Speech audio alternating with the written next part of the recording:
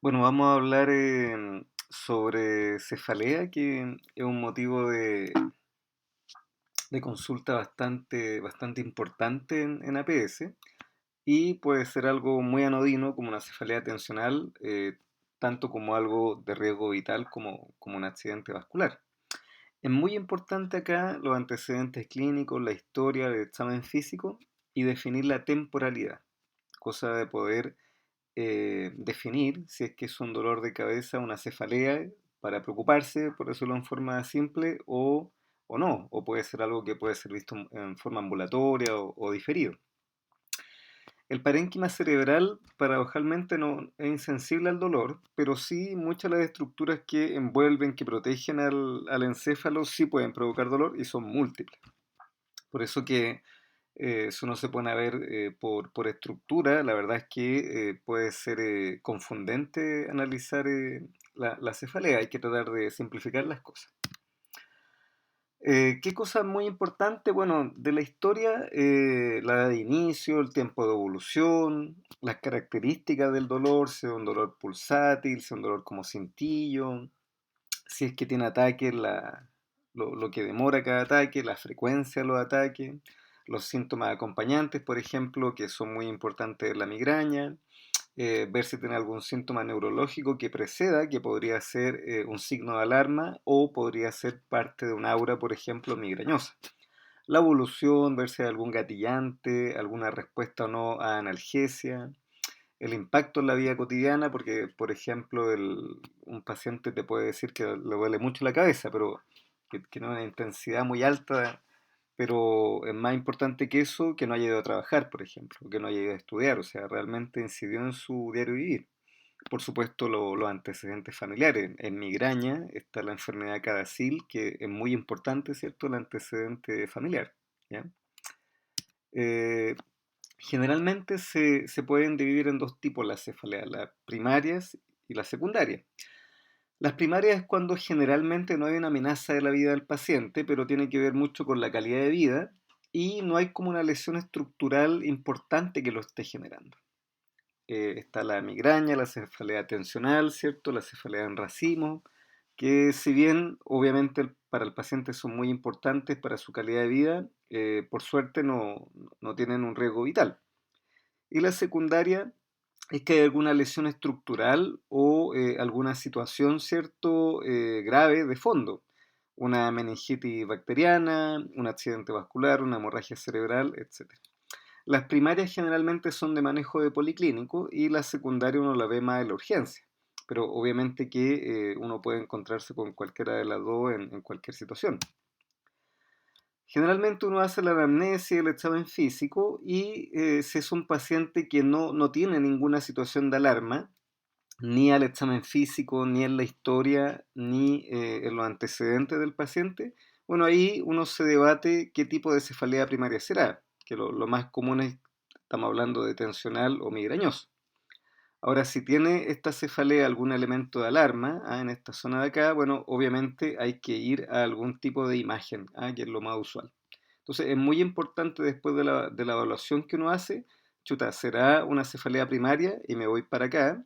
¿O será una secundaria y me voy al otro lado a pedir ciertas imágenes o algún otro examen? Por ejemplo, si algo infeccioso está dentro de la cefalea de un síndrome meningio, una punción lumbar, por ejemplo.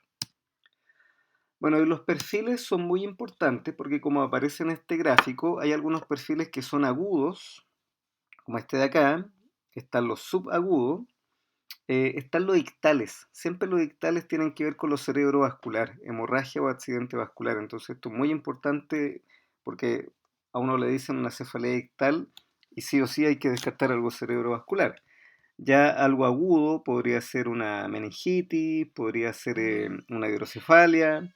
Subagudo ya podría ser un absceso, por ejemplo. Ya algo más progresivo, un tumor de crecimiento lento. Y acá están estas curvas, ¿cierto? Que son como constantes con cierta reagudización, que es lo clásico de un dolor de cabeza migrañoso. Una cefalea tensional sería más como una línea que se mantiene en el tiempo, no tiene estas crisis. Esto es muy importante porque con esto uno ya puede más o menos dirigir dirigir las preguntas y saber de qué estamos hablando, de qué opciones tenemos, ¿cierto?, para el dolor de cabeza. Entonces, lo agudo, especialmente lo ictal, siempre lo cerebrovascular. Dentro de lo agudo, las infecciones del sistema nervioso central. Agudo recurrente migraña. Cefalea tensional lo coloqué acá, pero la verdad es que no es que tenga crisis, así que sería más como un dolor permanente, no sería tan agudo recurrente. Está la neuralgia también, que cada cierto tiempo hay crisis de dolor. Subagudo, la trombosis venosa cerebral, ¿cierto? Que es clásico, una cefalea subaguda, tumores de rápido crecimiento, algunas infecciones como abscesos cerebrales o epidurales. Y ya crónico progresivo, tumores cerebrales, absceso cerebral. Está también el pseudotumor cerebri, que es una enfermedad que también provoca un dolor de cabeza de largo alcance. Y lo crónico, que no es progresivo, que en el caso, por ejemplo, la migraña tiene estos momentos de reagudización, pero aquí se agrega un tipo de dolor que es la cefalea por abuso de fármacos. Hay que tener ojo de que una migraña, por ejemplo, que sería un dolor, una cefalea que tiene momentos de agudización, se puede estabilizar, pero permanecer en el tiempo por el abuso de fármacos. ¿Ya? Bueno, ¿cuáles son las banderas rojas? Son las características en los antecedentes, en la historia clínica, anamnesis o al examen físico, cualquiera de estos tres puntos que me hacen pensar que puede haber una cefalea secundaria y que hay que pedir algún examen, especialmente alguna imagen. Entonces es muy importante todas las banderas rojas que hay, ¿cierto? Tratar de dividirlas en estos tres puntos: antecedente, historia clínica o examen físico. Esto de la bandera roja es algo que se ocupa no solo para cefalea, ¿cierto? Se ocupa para muchas otras patologías y es muy importante de que si tiene alguna bandera roja, ya me obliga a hacer algún estudio más. Entonces, con respecto a los antecedentes, la inmunosupresión es muy importante. El uso de corticoides de paciente VIH les da más riesgo a esa cefalea de tener alguna patología. Recuerden que los pacientes inmunodeprimidos en general son oligosintomáticos, no da muchos síntomas, ¿cierto? Si yo tengo un paciente que participó en un TEC de alta energía y está con cefalea, también es para preocuparse. El cáncer sistémico absolutamente, especialmente el de pulmón por frecuencia y el melanoma por incidencia, puesto que son cáncer que metastizan mucho al cerebro. El que más metastiza es el melanoma, ¿cierto? Pero por cantidad de cáncer que metastiza el cerebro, prevalencia, el pulmón es muy importante. El uso de drogas también, si yo tengo un paciente con cefalea y tiene abuso de drogas, hay que estudiarlo, porque la cocaína, por ejemplo, tiene una alta incidencia, es muy stroke génica, como que se relaciona mucho o con infarto cerebral o con hemorragia cerebral. Y lo otro que hay que tener siempre ojo, paciente psiquiátrico que a lo mejor no te da una historia, una anamnesis tan clara, y sí o sí paciente que ha tenido algún grado de compromiso de conciencia y está con cefalea también, hay que, hay que ponerle atención. Bueno, acá aparecen típicos también tips sobre historia y dolor de cabeza, los signos de alarma, y aquí quiero recalcar lo que aparece acá: una cefalea de inicio abrupto o en trueno. Ojo que cuando el paciente dice una cefalea de inicio abrupto, o más bien dicho en trueno, es cuando el paciente dice que es muy agudo, ¿ya? Otra cosa es cuando dicen el paciente la peor cefalea de la vida, que es lo que se llama la cefalea en hachazo, como tener un hacha en la cabeza.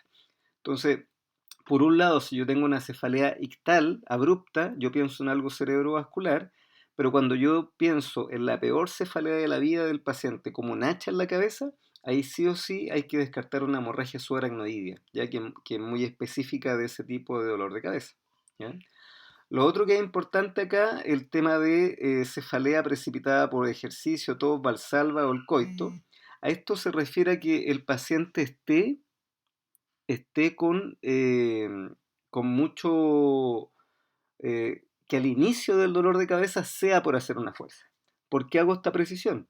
Porque un paciente con crisis migrañosa, por ejemplo, cuando está con la crisis, obviamente que le molesta hacer ejercicio, le gustaría estar quieto sin problema. Entonces, esto se refiere a que empiece el dolor de cabeza concomitantemente con haber hecho una fuerza, haber hecho ejercicio, haber estado en un acto sexual. ¿Ya? Bueno, y lo otro, ¿cierto? Ya lo hemos un poquito comentado. Ojo con el tema de cefaleas sobre 50 años, también es importante, ¿no? O sea, si nos llega un paciente de 70 años que hace una semana está con dolor de cabeza y nunca antes había tenido, por supuesto que es para preocuparse. Sobre el examen físico, bueno, el examen general, ojo con las bajas de peso, con las masas palpables, los nódulos, porque como les digo, los cánceres sistémicos tienen alta incidencia de metástasis cerebral y eso puede dar dolor de cabeza. Y de lo neurológico, aparte del examen físico general que uno le hace al paciente, o más que aparte, hay que ponerle especial atención, especialmente si estoy en la urgencia, a los signos meningios y también, ¿cierto?, a realizar el fondo de ojo, ¿ya? Por supuesto que son importantes los pares craneales, por supuesto las vías largas, la marcha, etcétera, pero sí o sí hay que ponerle atención a los signos meningios, al fondo de ojo, eso no se nos puede escapar. El estudio, en general, los exámenes generales, cuando yo estoy hablando de algo, de una cefalea, que estoy sospechando, por ejemplo, una meningitis bacteriana, por supuesto que el recuento de blanco, la PCR, me va a servir. Otro punto importante es que en pacientes sobre 50 años, que yo estoy sospechando arteritis de célula gigante, un paciente con un dolor hemicráneo, pulsátil, que puede tener síntomas B, puede tener claudicación mandibular, ahí en este caso la VHS me sirve bastante, porque en general cuando está esta enfermedad el corte es de 50 hacia arriba y si la VHS está normal casi que me descarta esta opción. La imagenología en general uno pide un escáner, especialmente si está en la urgencia, y uno debería pedirlo cada vez que uno encuentra alguna bandera roja, insisto, en los antecedentes, en la historia o en el examen físico. Por supuesto que si yo tengo una focalidad o tengo, alguna alteración, signo meningio positivo, ¿cierto? Un fondo de ojo alterado, por supuesto, ¿ya? La punción lumbar en general se solicita cuando yo tengo un paciente que estoy sospechando algún cuadro febril y quiero descartar el foco meningio. Cuando el paciente tiene signo meningio, ¿ya? Por irritación, puede ser de nuevo por un cuadro infeccioso, pero ojo que una hemorragia subaracnoidea también puede dar irritación meningia, así que también podría ser. Y si yo estoy buscando un foco y obviamente un paciente inmunosuprimido, no hay, quiero descartar un foco del sistema nervioso central, también hay que hacerlo. Y también en algunos casos de compromiso de conciencia.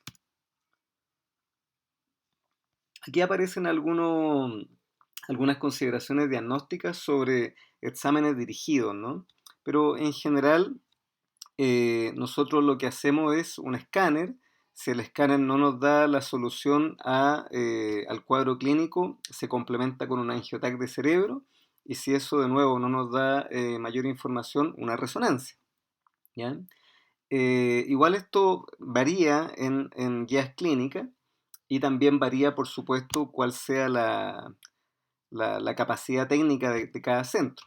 Pero en general yo podría decir que la mayoría de los hospitales públicos se ocupa primero el escáner y según el escáner se puede complementar con un angiotac de cerebro para descartar, por ejemplo, una trombosis venosa o si hay una sospecha de una hemorragia subaracnoidea, alguna lesión aneurismática.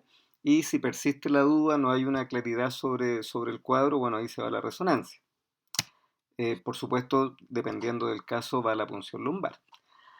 Bueno, ¿qué es lo que les comentaba de la cefalea en trueno? O en algunas partes dicen, yo lo he escuchado más y está más definido, ¿cierto? Como el Thunderclap Headache, una cefalea como un hachazo, que el paciente relata que es de rápida instalación, que llega a su máximo rápidamente y que es la peor cefalea de la vida.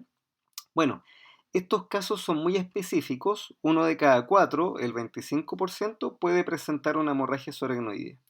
Y esa hemorragia subaracnoidea pudiera ser por un aneurisma roto, y eso obviamente requiere una solución rápida y por lo tanto es una urgencia médica. Fíjense que hay varias cosas que pueden provocar una cefalea en hachazo, ¿cierto?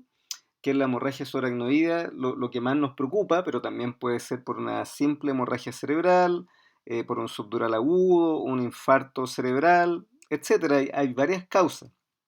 Ahora, ¿qué es lo importante? De que si yo tengo una cefalea en hachazo, es muy importante siempre ir a tratar de descartar esto que está arriba, la hemorragia subaracnoidea. Porque si yo envío para la casa a un paciente con una hemorragia subaracnoidea no diagnosticada, va a sangrar nuevamente en su casa, ¿cierto? Y va a fallecer.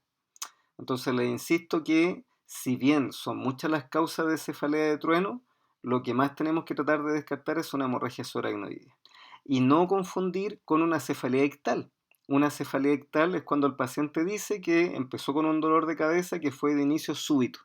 Esto es distinto, es una hemorragia, la peor de la vida, ¿cierto? Que el paciente no se puede ni mover por este tipo de dolor de cabeza. Bueno, si yo tengo una sospecha de una cefalea, una thunderclap headache, generalmente se hace un escáner. Si el escáner es normal, ya han pasado más de 24 horas, se hace una punción lumbar. Y si persiste la duda diagnóstica y estamos hablando ya del cuarto o quinto día desde que ocurrió el caso, bueno, ahí generalmente se ocupa la resonancia, ¿ya? Esto también va a depender mucho de la disponibilidad de cada centro. Hay algunos lugares donde se hace inmediatamente una resonancia con angioresonancia si es que el paciente llega con este tipo de cuadro.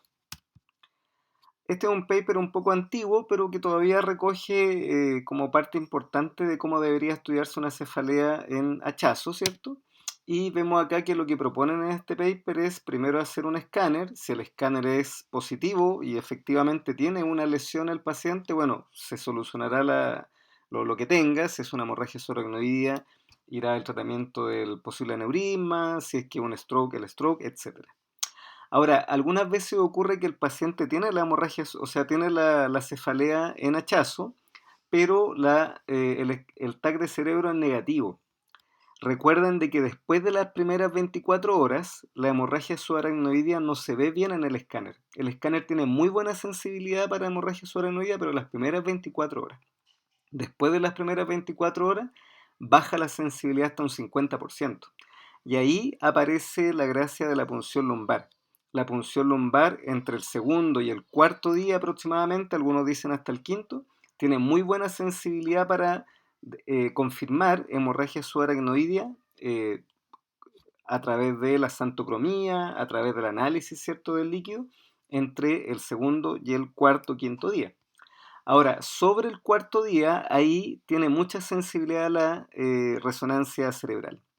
Entonces, de nuevo, si el escáner, yo tengo un cuadro con un paciente con una cefalea en hachazo y el escáner es negativo o normal, ¿cierto? Pero sigo con la duda y especialmente ya ha pasado más de 24 horas, así que ya sé que el escáner tiene baja sensibilidad, le hago una punción lumbar. Si la punción lumbar de nuevo sale negativo, pero sigo con la sospecha, bueno, ahí hay que insistir, ¿cierto?, con la resonancia. Esto es muy importante tener claro, ¿cierto?, los protocolos locales y la disponibilidad de recursos, porque obviamente si yo no tengo posibilidad de hacer escáner, tengo que derivar al paciente. Si no tengo capacidad de hacer una punción lumbar o una resonancia, también tengo que derivar. Bueno, eso es lo que quería comentar sobre cefalea, los aspectos generales. En otra presentación vamos a hablar un poco más en profundidad de las cefaleas primarias.